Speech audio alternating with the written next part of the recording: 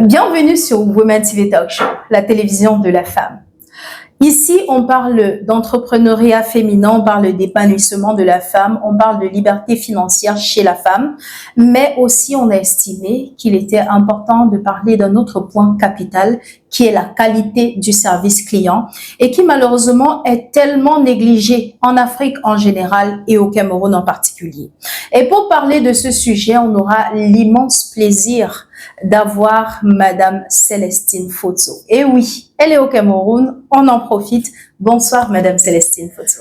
Bonsoir Aurélie et bonsoir à tous les Celestial Nation qui nous suivent sur ce plateau de Women TV Talk Show. Vous allez bien, j'espère? Je vais très bien par la grâce de Dieu et vous? Je vais bien également. Rayonnante et tout. Merci beaucoup, vous également, vous êtes très très belle. Merci. Est-ce que vous avez déjà eu à vivre, je vais dire, une expérience désagréable avec un commerçant au Cameroun ou en Afrique? En Afrique, surtout et principalement au Cameroun, je crois que c'est un problème qu'il faut adresser avant même, je vais dire avant la création de toute entreprise. Oui. Quel que soit le niveau, ou alors je vais dire, même si vous êtes à échelle zéro, je pense que le customer service, oui, le service du client, ou bien, I don't know, customer service, comme on dit, c'est quelque chose qu'on devait apprendre dès la première, avant de commencer même à vendre quelque chose. Je vais prendre un exemple. Oui.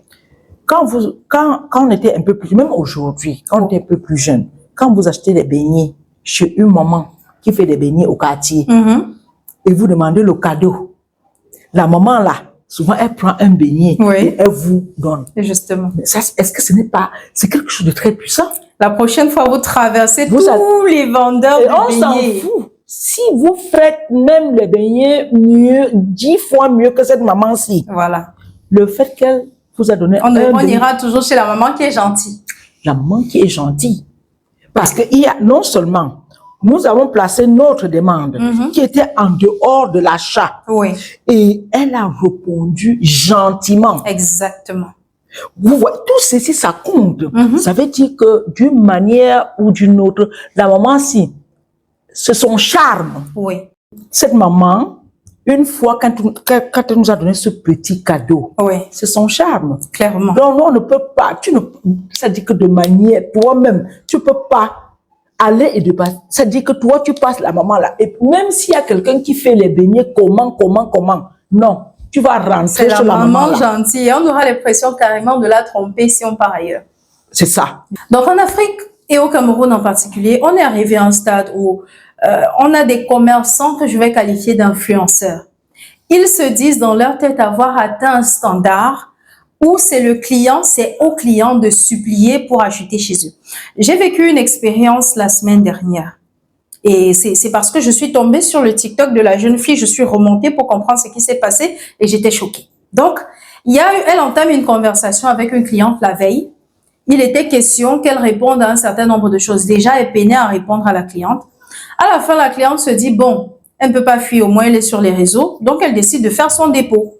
Et elle décide de faire le dépôt le dimanche. Elle écrit à la demoiselle pour demander de confirmer le dépôt. Elle ne répond pas. Elle insiste, à elle de venir lui demander, vous ne savez pas que les gens ne travaillent pas le dimanche? Donc, vous vous reposez le dimanche et vous pensez que les autres qui sont vos esclaves, eux, vont travailler le dimanche. Vous vous prenez même souvent pour qui? Pour un petit 3000. Et c'est comme ça que, après avoir répondu à la dame, c'est elle-même qui fait les captures. C'est elle qui vient faire un direct pour expliquer que vraiment, les gens se prennent pour qui? Un petit 3000 francs. La prochaine personne qui me fait ça, je lui renvoie son argent et je bloque. Ce qui m'a plu, c'est que les gens l'ont correctement remise à sa place en commentaire. Mais j'étais franchement choquée. J'étais choquée qu'une personne qui a investi de l'argent, qui attend des retours sur investissement, qui peut-être paye des employés, parce que je ne suis pas allée dans la profondeur de son entreprise, qui a des charges et tout, qui souhaite avoir même, ne serait-ce maintenir un certain niveau de clientèle, soit capable de gérer sa clientèle de cette façon-là. Franchement, j'ai besoin que vous puissiez me dire ce que vous pensez de cette situation. Mais Aurélie, pour dire vrai, c'est horrible, hein? Ouais. C'est vraiment horrible. J'étais outrée. Je pense qu'il y a un grand travail à faire au niveau des entrepreneurs africains. Oui. C'est pas tous quand même. Oui, heureusement. Alors, je m'excuse. Il y a quand même un certain nombre d'entrepreneurs africains. Je pense qu'elles doivent, ou bien ils doivent commencer par prendre les cours sur le customer service. En fait. Aller vraiment apprendre dans des entreprises qui ont réussi le customer service. Avant, ça veut dire avant la vente, pendant la vente et après la vente. Ce sont des étapes très, très importantes pour quelqu'un qui veut vendre ou bien pour une entreprise. Pour toute vente, on a ici affaire d'abord à l'acheteur, au produit et au vendeur. Et la personne, le vendeur a besoin de l'acheteur. Le vendeur vit parce que l'acheteur est là. D'où, c'est toute une école. C'est un mindset à complètement travailler en ce qui concerne nos entrepreneurs, surtout les plus jeunes. Voilà. Les plus jeunes, il faut surtout bien eux. Surtout les plus jeunes pensent que s'ils ont déjà peut-être 50, 20 personnes qui achètent, 30. Ça va, la vie est belle, il n'y a plus d'efforts à fournir. La vie est belle. Elle pense que la 61e personne, c'est pas la peine, on peut lui parler n'importe comment. Ce qu'elles ignorent, c'est que quand on a lancé un business, c'est pour multiplier, c'est pour faire de plus en plus de chiffres d'affaires et agrandir dans le business. Mais si tu commences déjà à t'adresser dès la première heure, parce qu'un client qui paie pour 100 francs ou qui paie pour 100 millions doivent être traités avec le même respect. Tout à fait. Et c'est ce que moi je me dis souvent qu'en Afrique, beaucoup d'entrepreneurs n'ont pas compris ça.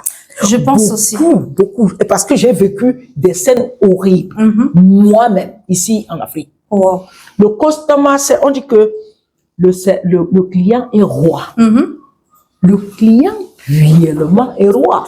Mais sur les réseaux, eux, ils disent clairement que vos affaires de le client est roi, là, c'est pas chez moi. C'est pas chez moi. Ça veut dire que tu n'es pas un entrepreneur. En fait. Moi, je vais dire que tu n'es pas un entrepreneur. Parce que tu ne cherches, tu ne veux même pas aller loin. Juste après ce mot-là, moi, je te donne la clé et tu fermes. Et tu fermes ton entreprise parce que ce n'est pas comme ça. L'entrepreneur, c'est quelqu'un qui a une vision sur 30 ans, sur 50 ans, sur 100 ans. Justement. Sur des générations. C'est pas pour toi. Moi, je pense pas qu'on n'entreprend même pas pour soi-même. Il faut qu'on parte même partons même de là. Si tu entreprends, si tu penses, et c'est même pour cela beaucoup de personnes vont commencer et je suis entrepreneur et je suis ici, en 2-3 ans, ils vont fermer les portes. Parce 3 ans, c'est beaucoup. C'est un de la première année, ils voient déjà du L'entrepreneur, entreprendre vraiment, c'est regarder vraiment d'abord à long terme. Très long terme. Et si tu penses de cette manière, comment tu vas parler de manière insolente? En fait. Comment tu peux bâtir une marque forte? Non. Tu vas bâtir une communauté d'abord qui te fait confiance. Justement. Et ensuite que tu respectes. Parce que ce sont ces personnes-là qui te mettent du pain sur la table. Et sur la table des personnes qui travaillent avec toi. Comment tu vas lui dire, si les 3000, elle t'a déposé ces 3000, tu lui réponds que, madame, ce n'est pas à cause des petits maigres 3000 là. Tu vas m'écrire un dimanche. Tu m'écris un dimanche. Mais déjà, même, si on regarde même, elle n'a jamais écrit. Soit elle n'a jamais mis par écrit, ou bien informé même sa clientèle que nous sommes fermés. Mais en termes de customer service, on peut fermer l'entreprise, par exemple, parce que ce jour, vraiment l'entreprise est fermée, on ne vend pas. Mais en termes de customer service, il y a une façon. Quelqu'un qui a déjà versé son argent. Je pense que c'est un client qu'il faut prendre avec beaucoup de sérieux. Et avec beaucoup de respect et de gentillesse. Et même répondre, c'est pour ça qu'on a des emails aujourd'hui. On a des boîtes emails, elle peut écrire et dire, bon, dès lundi matin, par exemple, juste rassurer le client. En fait, la cliente même voulait juste se rassurer. Donner on a reçu son argent.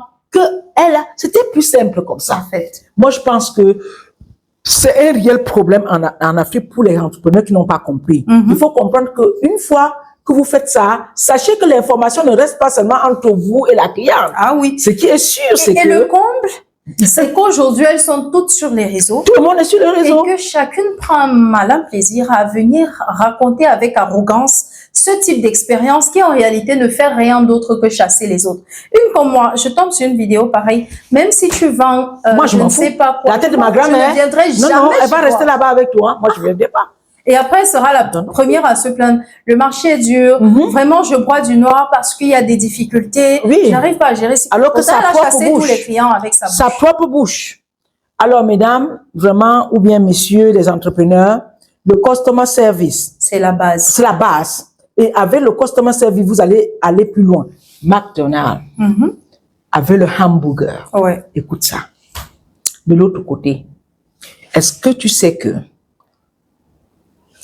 chez McDonald's, dans tous les McDonald's du monde, le service, c'est 1 minute point 2. Ouais. Ça, quand tu fais la commande, on a 1 minute point 2 pour te servir. C'est-à-dire, il va jusqu'à dire que la nourriture doit être dans la bouche de son client. Dans les 2 secondes, là, c'est le temps de toucher déjà du doigt la nourriture. Et ça, c'est un système qui marche avec tous les McDonald's du monde.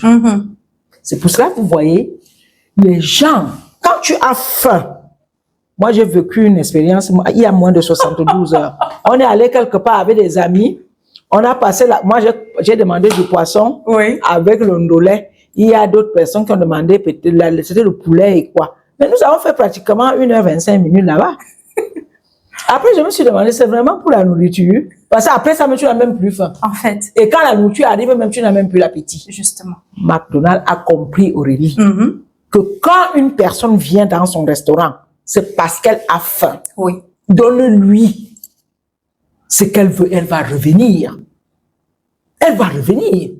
Et on oublie même... Et quand tu oublies, et même si tu te plains que le burger, si on a mis seulement un peu trop de sauce, on te laisse d'abord avec ce que tu as mis, on te fait rapidement. Oui. Un autre burger, jusqu'à se rassurer que avant que tu ne partes, c'est comme ça. Nous devons comprendre ça. En fait. Nous devons comprendre ça.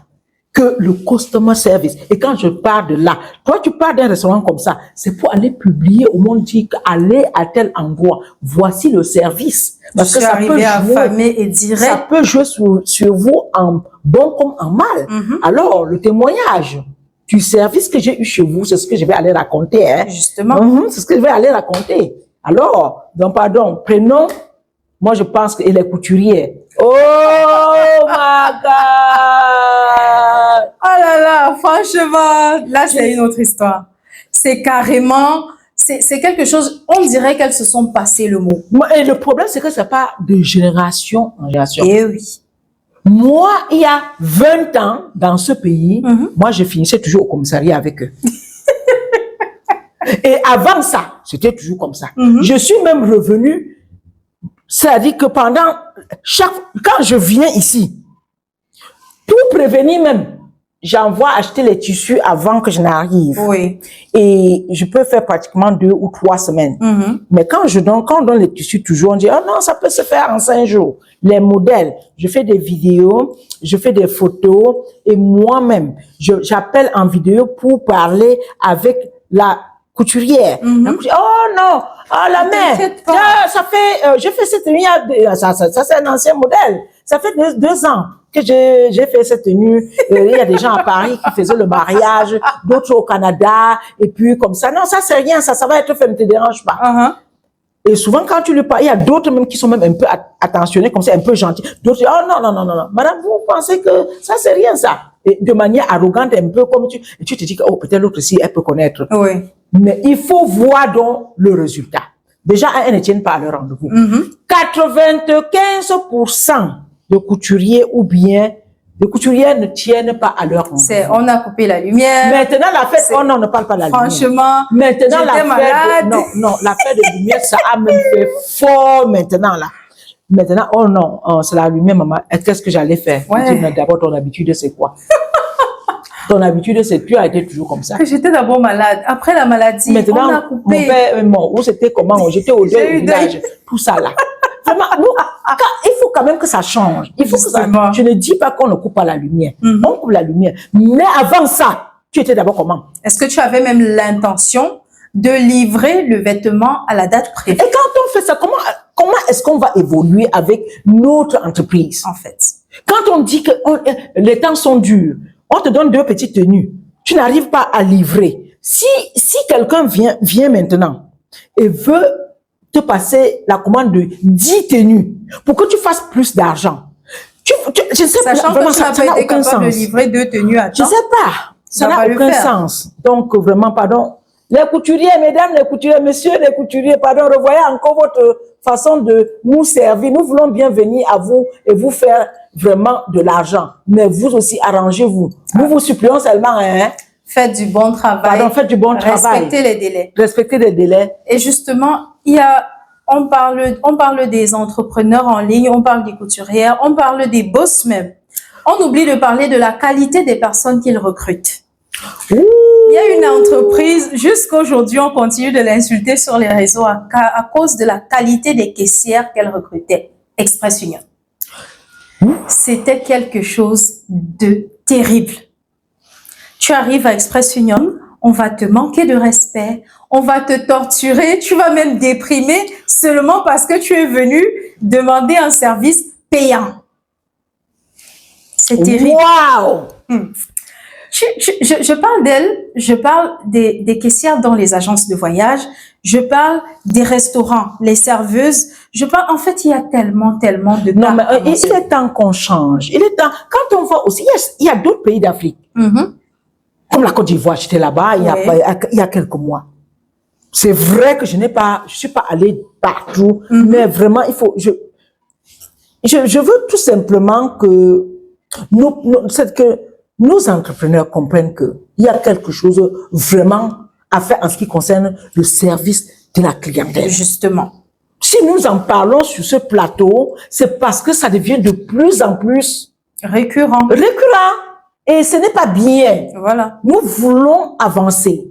Nous voulons développer de plus en plus nos entreprises. Nous voulons faire du chiffre d'affaires. Nous voulons évoluer. Alors, il est temps vraiment qu'on change un certain nombre de comportements en ce qui concerne servir nos clients. Je suis allée en Côte d'Ivoire, je suis allée dans un restaurant. Moi, je mangeais. La nourriture, c'est la base. C'est le ventre qui porte la tête. Mais la servante, actuellement 2 servantes, et comment? Bien habillées. Oui. Alors là, ça m'a vraiment tellement bien habillée. Les cheveux étaient bien propres. Elles nous ont escortés depuis la sortie de notre véhicule. Oui. Tu peux croire ça? Wow. On savait même pas, moi je savais même pas. C'est sûr qu'elles ont des caméras à regarder, voir si des clients ont garé pour venir les chercher, les accompagner. Les 2 sont venus, elles nous ont salués gentiment, elles nous ont escortés depuis notre véhicule et nous installés confortablement dans le restaurant. Oui. Aurélie, j'ai mangé du bon poisson à Tchéké, j'ai bu de bons jus naturels. Et ça a été servi en combien de temps? Et autant de fois, surtout la dame qui était sur notre, elle était tellement attentionnée. Au moins, c'est tous les 5 minutes, venue, alors, tout va bien, est-ce que vous avez encore besoin de quelque chose? Alors, ne manquez pas de nous indiquer que vous avez... J'ai dit, mais depuis quand quelqu'un vient demander, même pour les 5 minutes en Afrique, nous on voit souvent comme ça, là, de l'autre côté. Oui. Mais ici, là, elle nous a servi à boire, elle a veillé qu'on soit bien. Mais quand tu sors, toi-même, tu sais que tu ne peux pas partir comme ça. En fait. Ce n'est pas seulement la petite facture qu'on est venu te laisser dans le petit panier là. Non. Le service, ça te fait, même si je repars encore en Côte d'Ivoire, je dois aller manger là-bas. En fait. Même si je suis sur la Côte d'Ivoire seulement pour 24 heures, je dois aller visiter le restaurant là. C'est juste naturel. Parce que le service que j'ai eu à ce restaurant, nous étions combien? On était 8 personnes. Oui. Ça nous force à revenir. Effectivement. Pardon, les entrepreneurs. Retravailler le service clientèle. Exactement. Ça va nous donner d'aimer vos services et d'être abonné à vous. Et au-delà, ça vous permettra même d'agrandir votre portefeuille client et donc votre capital. C'est nous qui allons faire votre publicité. Vous n'allez même pas payer les publicités en ligne comme vous payez là. Servez-nous bien. La première personne qui vient chez vous, servez cette personne bien. Elle ira faire votre publicité. Ce n'est même pas vous. C'est ce que je peux dire. Exactement. C'est le message principal qu'on essaie de passer aujourd'hui. Que vous soyez entrepreneur, que vous soyez recruteur dans l'entreprise de quelqu'un d'autre, ou même si c'est vous l'entrepreneur et que vous ne faites pas directement le service, si vous n'êtes pas directement en contact avec le client, veillez à ce que les personnes qui sont directement en contact avec votre client soient des personnes qui traiteront bien vos clients. Parce que c'est ça qui fera que le client revienne. C'est ce que Madame Célestine Fosso-Sévertu a expliqué et j'espère de tout cœur que jusqu'ici, en tant qu'entrepreneur, vous avez compris. C'est choisissez bien la personne qui se charge de vos clients, traitez bien vos clients et vous ferez du chiffre sans Et Orly, si tu le permets, c'est pour cela que nous parlons de l'orientation en entreprise. Oui. En entreprise, quand on a fini de recruter déjà, on recherche un certain nombre de choses. Oui.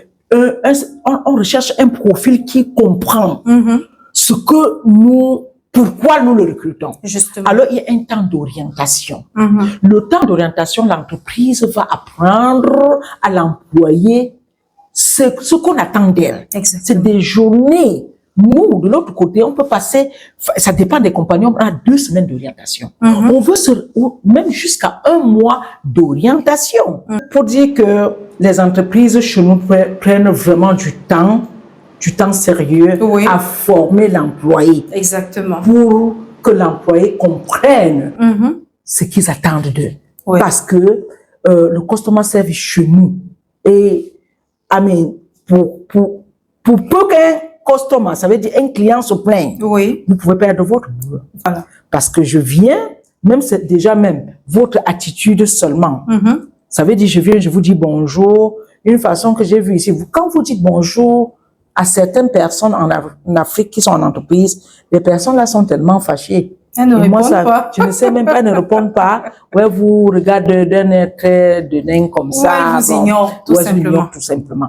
Mais chez nous, si tu le fais, juste à la sortie, nous écrivons. Et on envoie à la compagnie. Et les compagnies prennent ça très au sérieux. Et quand l'employé sait que ça peut lui coûter son boulot, il va faire tout pour vraiment garder le niveau du customer service en haut. Donc, c'est important que cela s'applique aussi ici en Afrique chez nous. Justement. Et parlant de la qualité du service client de l'autre côté, ça ne rit pas. Hein. Ça ne rit pas. Je lisais sur les pages de marketing, bref, c'est des pages américaines qui traitent de marketing et tout. Et quelqu'un a mis en commentaire que les faire semblant de rire au travail, c'est tout un skill itself. Genre. Le fait. Les Américains vont te voir. Mais en réalité, ils ne rient même pas. Tu fais qu'ils doivent faire ça, c'est le travail en dépend. Oui. Mais ici, chez nous. Hi, how are you? C'est comme ça. Mais tu ne peux pas voir. Et quand good morning, how are you? How may I help you? C'est comme ça. C'est comme ça qu'ils font toujours. How may I help you? Do you need anything? Voilà. Même s'ils ne veulent pas faire, mais tu vas voir ce visage-là comme ça. Et ça nous fait du bien. Exactement. En tout cas, nous, on va sortir sans manquer de vous rappeler que l'idéal, après avoir écouté cette émission, serait que vous puissiez remettre en question la qualité de votre service client. Si vous avez des employés, essayez de voir s'ils sont à niveau sur ce point-là, parce que la qualité de vos produits ne fera jamais tout. Si vous dites que vous avez de bons produits, au moins 150 personnes, je dis quoi? 150 000 personnes qui ont de bons produits autant que vous. Si vous dites que vous vendez moins cher, les mêmes 150 000 vendent moins cher que vous.